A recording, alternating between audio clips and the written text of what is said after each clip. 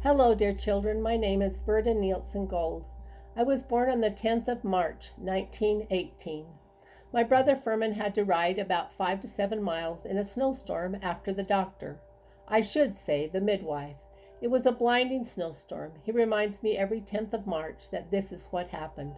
I was born of godly parents, Oliver Charles Nielsen and Lydia Adeline Adams. I was born in the middle of a large family. I have 5 brothers and 1 sister, older, and 5 brothers and 1 sister, younger than I.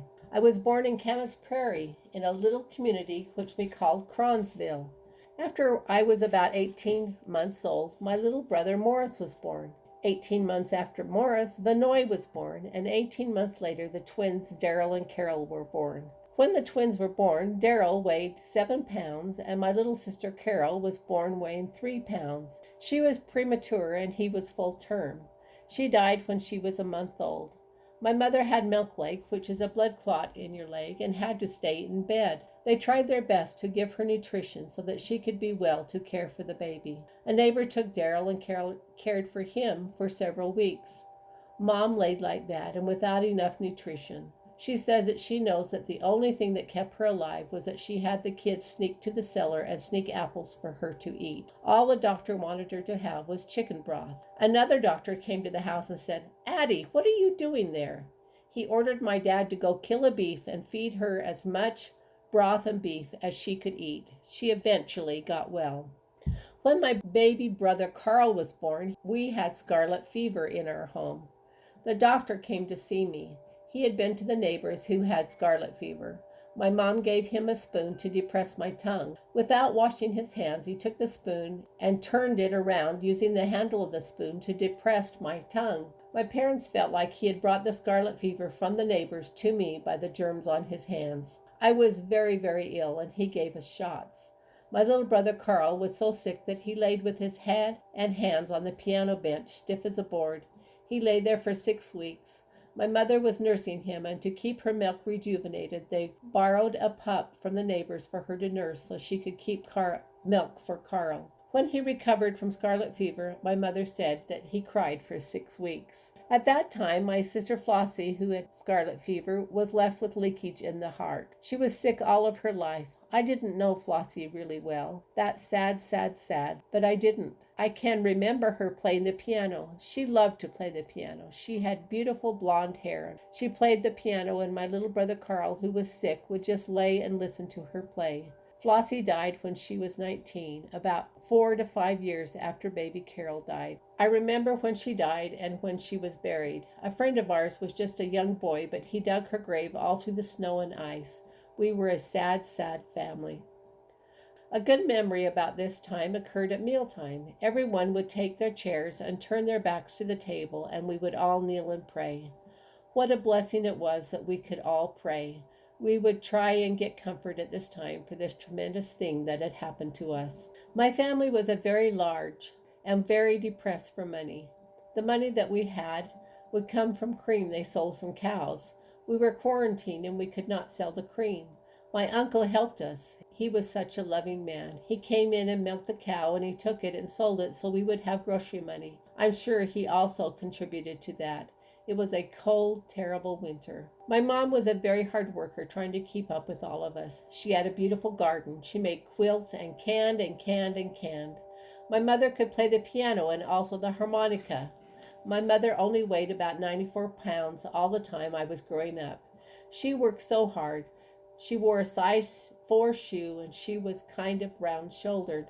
I thought it was because she was so weak and tired of hauling all that water to wash clothes with. She had osteoporosis all of her life that I can remember.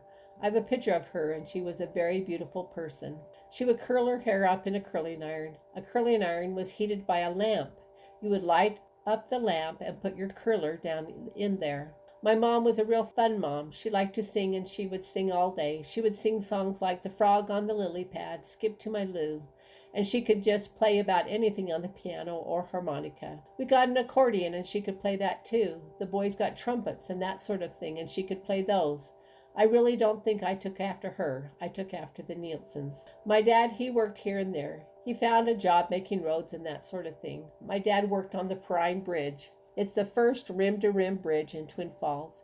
He worked there with his first wife and his little boy from that marriage. He had made roads all over the Magic Valley, and he went to the mountains and got poles and made derricks. Derricks were implements that would lift the hay up and put it on the stack. My dad, he liked to have fun. Every 4th of July or any time he could, he would take us to the mountains. For some reason or the other, I always was a car sick kid, even when we had buggies and horses. If I went into the buggy, I'd be car sick. He'd stop. He was a great coffee drinker and he'd make me some coffee. So I was sick from the car, and I was also sick from the coffee. He would stop at the service station and buy a Babe Ruth. For some reason, I couldn't eat candy or ice cream. If we went to the celebration and they were having ice cream and I ate it, then I'd throw up the whole time. I'd throw up on Babe Ruth candy, but he always did that. I went to Gooding to the public high school. I didn't enjoy this so much because I was a big cat down in the country school and I was just a little mouse in the high school. I did very well there and I enjoyed myself. I was elected home ec president. I ran around a lot with my brother Norman in high school. He dropped out of school for 2 years. He and Morris both needed to earn enough money so they could have decent clothes to go to school. A girl could just wrap something around her. Not that I was dressed very nice, but a boy with their legs got shabby and ragged. They were ashamed to go to school. They stayed out and got clothes to go to school. I took home economics and I always got an A because the teacher never knew what I was doing because I made everything over I had. 2 times I had 2 pieces of cloth to work on. Anyway, I got my education there and I still like to sew. When I was a senior in high school, my mother got deathly ill. She had a tumor and it was choking her life right out of her female organs. Then I dropped out the last part of the year because I could not keep things going. There's washing and ironing to do for 14 of us and cooking, and I could not keep up. My poor dad, he tried the best I could with the laundry and that sort of thing. The boys, they had to help with the cooking. We got along, but it wasn't good. I don't think I ever kept a clean house. There was no way. I tried. When I started school the next year, I started in Wendell. I don't know why. Maybe it's because Ermin was there. Possibly. Anyway, I got married before I graduated. The first time I remember seeing Ermin was when I was a little tiny girl. I was over at my grandma's house, and there was a boy riding by a horse. I said, "Who's that?" And they said, "Well, that's Ermin Gold." But I remembered that name, and I always remembered it. Ermin was the love of my life. I met him when I was very young. He worked for his brother Pete, and I lived close by his brother. We didn't date then, of course. When it was dancing time, I could always plan on him being there. We'd just dance and dance and dance and dance. He was always special in my life when I was young. Well, I hardly saw him except at the dances. He always liked to dance, and we danced a lot together. Every weekend we went to a dance somewhere. It continued right on through our married life. My name is Ermin Cyrus Gold. I was born September 23rd, 1914 in Union County, Utah, which is 12 miles south of Salt Lake City. I was born to Henry Joseph Gold and Mary Louise Nielsen Gold. I lived there for only about 6 months before my family moved to Wendell, Idaho. We were some of the first settlers in Wendell. We didn't have a car at that time. Father would come home every week or two on horse. He'd ride home on the weekends, then back to work the following Monday. When I was about 4, my dad set up a blacksmith shop in Wendell. I remember when they would bring a big draft horse, some of them really mean. At that time, during the Great Depression, he furnished the nails, the shoes, the labor, and everything for $1 a foot. It was hard work. My first day of school, I was 6 years old and times were tough. That was about 1921. I didn't like school much. I wanted to be outside. I went to school and graduated from elementary school in Wendell and got my diploma. I never had the chance to go to high school. Times were tough. The Great Collapse was in 1929, then was followed by the Great Depression. I played second baseman on the school baseball team and left tackle on my football team. My number was 31. I played marbles at school, and in the winter we went hooky bobbing. My older brother Merlin, I remember him. He used to throw me up and say he loves me and hug me. He went to Oregon to work in the timber. He was a logger and was killed out there in 1918. It was a really sad thing for our family. Mother was sick, and we didn't have ways to bring the body back to Wendell, so the funeral was held out there. We were very much in mourning. None of the family went there, and transportation isn't what it is today. Dad bought some milk cows, and we milked cows and raised hogs. We had beef and we had chickens. We had a lot of good things to eat, and we raised a good garden. We had spuds and we had ear corn. It was a big day when Mother made ice cream. Yes, we had plenty to eat. Mother was a hard worker, and she raised 14 of us, but she didn't have very good health. Silent pictures came in. All it cost you, no matter how big your family was $1 a month. They showed the movies on the weekends, so we usually got about 4 movies a month. My sisters, Verl and Pearl, were twins. Verl and I played on the sidewalks there in Wendell on roller skates. Verl was about 7 or 8 years old, fell and hurt herself on a roller skate. She got an infection and didn't have any antibiotic. The doctor said he couldn't help her leg and she was going to die. That was a sad thing for our family. I remember the funeral, and we took the casket down to the cemetery in the Model T Ford. There was sagebrush, a lot of sagebrush cemetery at that time. It was a pretty rugged place. I did a lot of hunting and fishing. I remember in my early teens, we'd trap skunks. Oh, they would stink. We got $1.16 for a pelt. We would cut a hole in the ice in the wintertime and put them down there for 2 or 3 days. It would remove the smell. We shot jackrabbits. There were thousands, maybe millions of jackrabbits. We shot them with the .22, cleaned them out, skinned them. My dad and I hunted pheasants and ducks. Little together, but not much. In 1933, Dad got sick and got pneumonia. He got over that, and he started to go out too fast, and he had a heart attack and died. January 4th, 1934. It was another bad experience for my family. I was 20 years old. Well, times go on. When Dad died, I was working on the highway project on the Buell grade. We were widening it, making it so they could pass. It was all done by hand, all done by wheelbarrows or wagons and horses. I was working on that the day Dad died. They paid us, but it was very minimal, maybe $2 or $3 a day. Boy, it was in the heat of the Depression at that time. When I was 21 or 22, I met my wife, Verda Nielsen. We were married when I was 22 years old. I knew her for over a year, and then we were married. We were married November 14th, 1936. We're married at Bishop Dixon's home a mile south of where we live today. I got a job on Camas Prairie. I pitched hay. Verda stayed with her folks while I was on the Camas Prairie. I saw her maybe once a month or so. Transportation was pretty slow in those days, with no fast cars. Finally, I got a job with Ernest Fields, working for $60 a month.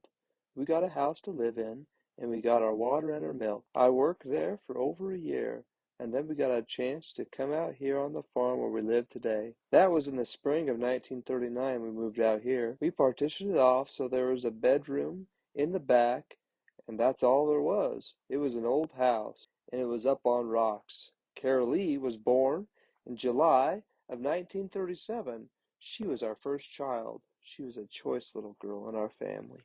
The thing that attracted me to Ermin was his love for babies. He just loved babies. We wanted to have a lot of babies, and so we did. Each and every one are special, and so are all of our grandkids and great grandkids. It's been a happy place for us, and we have loved this place. We lived in a tiny little house, and then we thought we'd buy a house and move it there. It was a very small one, but then we decided we had some money saved, so we would build a basement house, which would make our home bigger. So we did. Then we built up and we had the house that we raised our family in. When we built that basement, instead of having a big digger come in, Ermin dug it out by hand with a slip and 2 horses. I worked on it too. We had picks and there was hard pan in there. Everyone would stop by. Oh, you're never going to be able to make it out there. There's too many rocks, they'd say. We thought, oh well, go about your business. We're going to do this, and so we did. We started on it in the spring, and by midsummer we were living in there. The walls were painted. My brother Alma helped Ermin cut the rafters for it. My brother Norman came and helped us, and Helen helped us.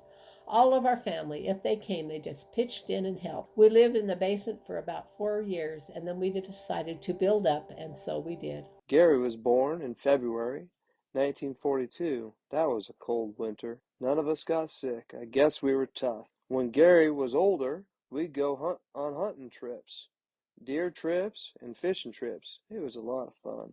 We didn't know if we could have any more children, so we just loved the ones we had. We had a little Model A Roadster that we had a lot of fun with. Ermin trapped muskrats and coyotes, and we have hanging on our wall now a replica of the little pickup roadster that Gary carved out. We bought our first car from Leo Rice.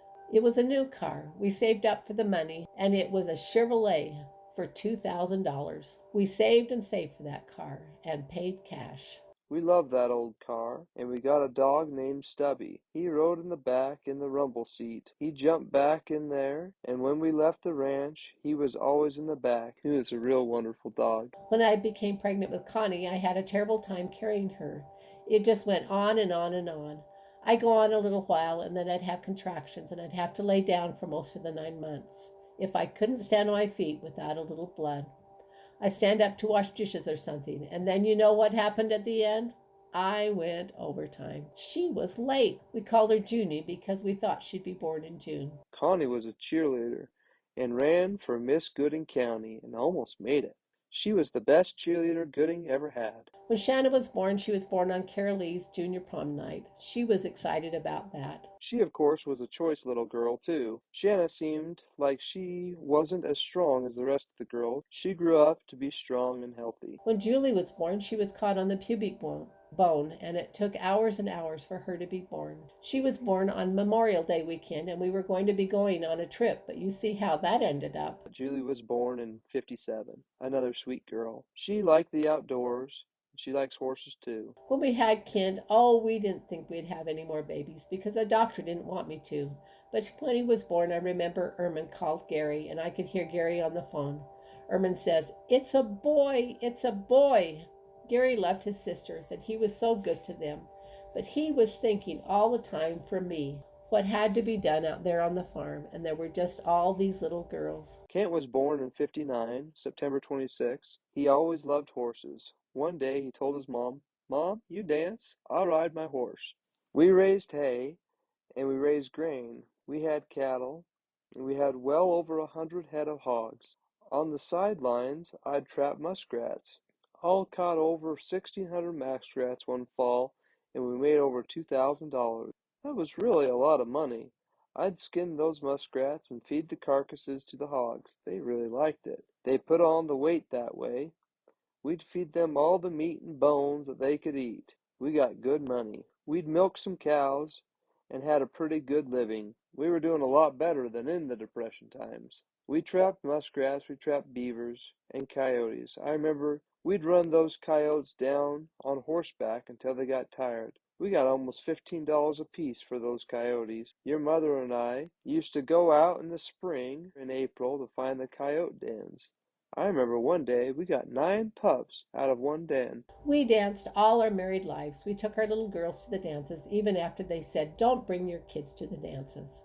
For the Golden Green Ball, we took them anyway and danced with them. And when we would go to the dance, we'd dress them all up in really frilly dresses that stood out with petticoats underneath. They all looked so cute. They were cute, cute, cute. But as each baby came, they were special. We loved them and appreciate them all. My mom died in 1962. She was 82 when she died. She didn't have very good health. She had 14 children, really hard times. It was just too much for her. She died in Wendell and was buried there. Mother was sick a long time. I remember Irma and Pearl cared for Mama, and I paid them $15 a month. I didn't have much, but it was quite a lot of money, 'cause I raised my family too. They would take turns having Mother. I don't know if I could have done any better if I would have gone and got a college education. I like cattle and I like ranching in and fell right in line. I never had any college or any high school education. There just wasn't money around when I finished the 8th grade. I got the diploma out of the 8th grade, and that's about the size of my schooling. The outside beckons me. I just want to get outside. In the teen years, it's hard to learn anything. It seems like you know it all. And then, when you get older, you find out you don't know much. I always believed in trying to save a little money for the future. There's another system that I've always been against. This here is keeping up with the Joneses of the Browns. That's peer pressure. This can rob you of your future security. It really can. Don't let it bother you. Let your neighbors go and your friends. If they buy a new pickup or something, Just keep on and don't let them sidetrack you. You'll come around and you'll meet them coming back. Financial ruin. I believe it. When the younger children were in school, I started working at Gooding Memorial Hospital in the cleaning department. Ermin would run the cattle and farm, and I helped out with the job. With the paychecks I was able to save, and we added on to our home, enlarging the kitchen and adding another bathroom. Later, I worked as a nurse's aide at the nursing home in Gooding and enjoyed caring for the patients. Around 1984, Ermin was diagnosed with prostate cancer and chose to have radiation for treatment. His health declined with this treatment, and I devoted my time to taking care of him and helping our children wherever I could. Ermin liked to escape from being cooped up by getting in the car and going for a drive. One day, when he was in the Cary area on a drive, things didn't turn out so well. It was October 22nd, 1999, and a semi-truck plowed into Ermin almost head on. My dear husband was gone. It was shocking and so very sad. My family rallied around me, but now I was alone. By this time, I had been diagnosed with Parkinson's disease, but I was able to do most everything I needed to do. As I got older, it became more difficult to live alone, and I went to live with Shanna's family for a time. Julie and Kent lived nearby, and I was able to be with some of my grandchildren and be part of their lives. I was there for a time, and then I fell and broke my hip. After the surgery and rehabilitation, I went back to Shanna and Denny's home, but it didn't work out, and I started living in a nursing home in Twin Falls until Gary and Susie got home from their mission in Africa. At this time, Gary moved me to Idaho Falls to an assisted living establishment. I enjoyed it there as I was close to both Carolee and Gary, and other family members would come and visit. I stayed there until September 8th, 2006, at which time I was able to graduate to the next life and be with my beloved Ermin.